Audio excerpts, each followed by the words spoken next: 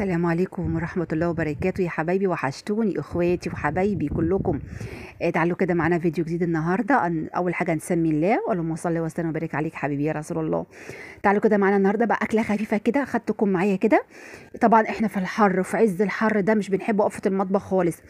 بصوا بقى اكلتها خفيفه كده حلوه اقتصاديه. كان عندي لحمه من العيد في الفريزر طلعتها، عملت بصوا كده كباب حله ده زي العسل. بصوا اهو بوريكم جميل ازاي. ده زي العسل بالبصل بقى.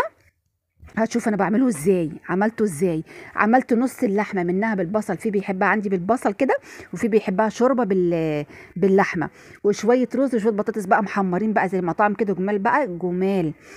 الف هنا وعافيه عليكم. عايزه اقول لكم بصي، كنت بوريكم اللحمه جميله بالبصل ازاي. الله. وعيش كده بقى، والشوربه بقى باللحمه. الواحد مش بيحب طبيخ، وبيحب كده في عز الحر عايز حاجات خفيفه. شو بطاطس محمره كده مع الرز. يعني ما فيش طبيخ بقى، اكله خفيفه حلوه كده. تعالوا شوفوا احنا عملنا ايه، يلا بينا. بس حطوا اللايك يلا بسرعه، واللي مش شافش القناه لسه لاول مره، معاكم قناه منوعات ووصفات ام حنين وزياد، يعمل اشتراك ويفعل الرن على الكل عشان كل حاجه جديده توصل لكم. حبايبي وحبايب ام حنين، بصوا انا كان معايا بقى اللحمه كنت مطلعاها. طبعا عشان تنزلي منها بقى اي دم او اي حاجه، تقومي حطها في شويه ملح شويه خل وتسيبيها. كنت محضره الميه هنا بتاعتها اهو، ونقعيها كده، تاخديها تحطيها شويه تنقعيها. تمام. وحضر طبعا البصل اللي هعمل بيه كباب الحله اهو. انا عندي لحمه قلت لكم زي ما قلت لكم في اول الفيديو، هقسمها اتنين، نص بالشوربه ونص للكباب الحله. انا ده كيلو بالظبط، خدت منه نص اعمله بالبصل. هتشوف انا بعمل كباب الحله ازاي، بعمله بطريقه حلوه قوي، بيبقى يطلع معاكي تحفه. بصوا بقطع طماطميه كده صغيره زي ما انتم شايفين، بقطع قطع صغيره وبصلايه. ماشي. انا كنت دي الشوربه بتاعت اللحمه اللي انا هحط فيها اللحمه، حطيت البصل اللي انا كنت عاملاه دوت، حطيت نصه في الشوربه ونص اللي هعمل بيه الكباب الحله. وهسقط كده اللحمه بعد ما صفيتها من اي دم نزل فيها بالخل والملح، وتحطيها. تمام. خليها بقى كده شويه، تحطي بقى معاها طماطميه كمان صغيره. بصي تاخدي احلى شوربه. الحر ده بيعوز حاجات خفيفه على فكره، شوربه كده حاجات خفيفه. بحط ورق راورة. بص ورق راورة ده بيديها طعم حلو قوي. وحطي شويه بقى الفلفل الاسمر. ما تحطيش الملح في الاول يا حبايبي، عشان الملح بيخلي الانسجه بتاعت اللحمه ما تستويش بسرعه. بحط معلقه سكر صغيره او اقل من نص معلقه. طبعا الريم اللي على الوش ده كله بتشيليه انتي. تمام. بتشيليه علشان ما يعملش معاكي فوق الوش ريم كتير. وتسيبيها بقى شوربه كده. والله كانت الاكله كانت خفيفه والله العظيم وجميله. هنا بقى اخدت بقى اللحمه قطعتها كده بالمقص. بصوا انا اخدت نص اللحمه زي ما قلت لكم في الشوربه، والنص التاني قطعتها قطع صغيره كده. حطيت البصل، حطيت طماطم زي ما انتم شايفين اهو، حطيتها في الصينيه كانت على النار. وتحطي بقى الملح، وتحطي البهار، وتحطي الفلفل الاسمر، وشويه زيت وشويه سمنه او كده. بصوا الملح بنحطها، وتحطي بقى الفلفل الاسمر، وتخليها على النار. اللحمه نفسيها يا حبايبي بتاخد الميه بتاعتها، هتنزل معاكي ميه كتير قوي في الاول. بحط فلفل اسمر مع الملح. والله انا بعشق، انا عندي زياد بيحب جدا جدا اللحمه يعني اللحمه بالبصل دي، اللي هي الكباب الحله. قلبيها كده، وحطي السمنه والزيت بتاعك، وسيبيها بقى على نار هاديه. هتنزل ميتها. لما تنزل ميتها وتلاقيها بتنقص، انت تكوني محضره الميه المغليه بتاعتك، لازم ميه مغليه.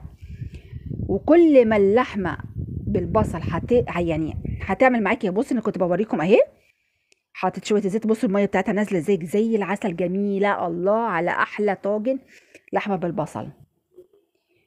كل ما الميه هتنشف او تعمل منها تسقط منها، هتقومي حاطه الميه المغليه عليها لحد ما تلاقيها استوت منك، ومنزله كده بقى الصوص بتاعها جميل. بصوا بوريكم انا جميله ازاي اهو. بصوا كل دي الميه بتاعتها، انا مش حاطه ميه، الميه اهي انا بوريها لكم. تخيلوا ان دي ميه اللحمه، دي ميه اللحمه يا حبايبي. هي بتنشف منك وبتلاقيها يعني نقصت. لما تلاقيها في الحاله دي تسقطي الميه السخنه عليها، وهتخلص برضو هتسقطي ميه سخنه برضو عليها. كل ما تلاقيها مش مستويه. هنا بقى الشوربه بوريكم الناحيه التانيه. كانت الاكله دي اليوم دي زي العسل والله العظيم. بصوا اهو، بصوا هنا بقى، بصوا بقى طلعت جميله ازاي. كل ما هتنقص معاكي بتطلع معاكي صوص كده، بيبقى صوص كده جوسي كده قوي حلو. كنت انا هنا بدات تنقص، فعشان ما تتحرقش منك تقوم مسقطه بقى الميه السخنه وتسيبيها بقى على نار بقى هاديه كده جميله.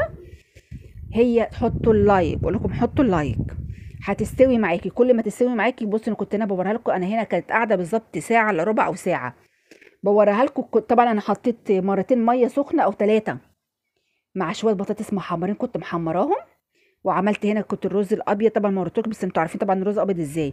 واللحمه هنا كانت خلاص بتستوي، كانت زي العسل والله العظيم، طالعه زي العسل.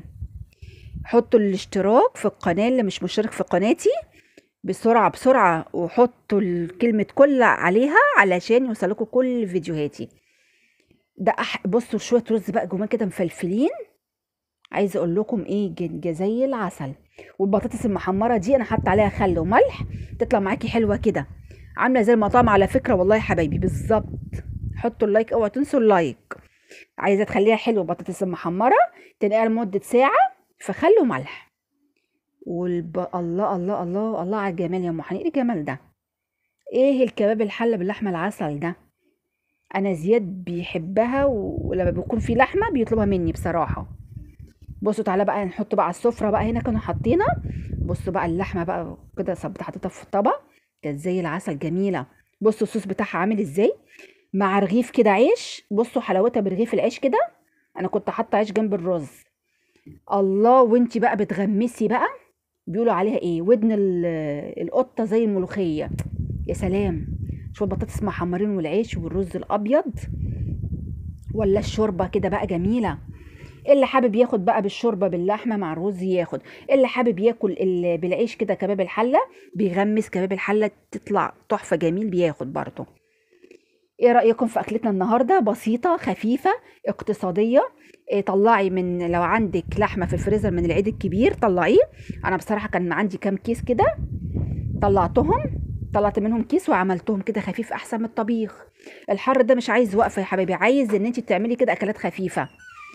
طول بقى الصيف بقى بطيخ بجبنه قديمه، بجبنه بيضه، بشويه شوربه كده، يعني حاجات جميله كده وخفيفه. لو وصلتوا لحد هنا قولوا لي في التعليقات يا ام حنين، اكله جميله خفيفه سريعه حلوه في التعليقات. ومين بيحب قولوا لي الكباب الحله ده، مين بيعمله بالطريقه الجميله بتاعتنا اللي انا وريتها لكم دي. وعايزه اشوفكم بخير وسلام. يلا، والسلام عليكم ورحمه الله وبركاته.